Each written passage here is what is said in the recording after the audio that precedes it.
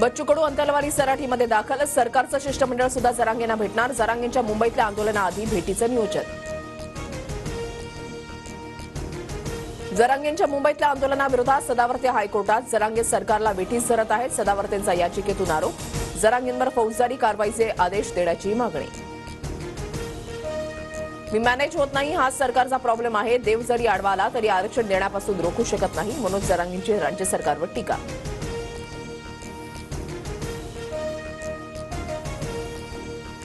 मराठा समाजाच्या सर्वेक्षणासाठी पुणे मनपाची टीम सज्ज. सर्वेक्षणासाठी 1000 कर्मचाऱ्यांची नियुक्ती. 2 आठवड्यामध्ये सर्वेक्षणाचं काम पूर्ण करण्यात येणार. कारसेवक गोळ्या खात होते त्यावेळेला उद्धवजी, तुम्ही जंगलामध्ये फोटो काढत होतात. फडणवीसांचा उद्धव ठाकरेंवर निशाणा.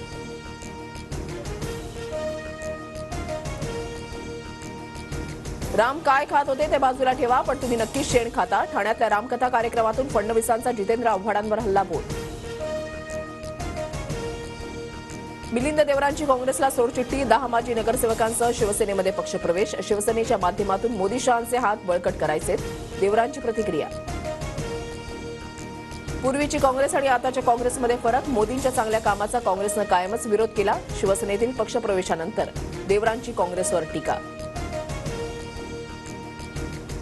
हा पक्षप्रवेश म्हणजे ट्रेलर, पिक्चर अभी बाकी है. मिलिंद देवरांच्या पक्षप्रवेशानंतर मुख्यमंत्री शिंदेंचं सूचक वक्तव्य. खासदारकीच्या मोहापायी पक्ष सोडणं चूक. मिलिंद देवरा दक्षिण मुंबईतून खासदार होणार नाहीत. विरोधी पक्षनेते विजय वडेट्टीवारांची प्रतिक्रिया.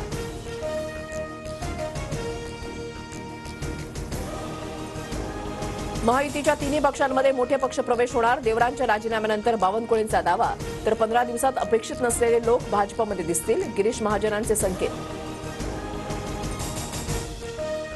ठाकरे गटानं महाराष्ट्रामध्ये एकतरी लोकसभेची जागा निवडून आणून दाखवावी. मंत्री गिरीश महाजन यांचं उद्धव ठाकरेंना आव्हान.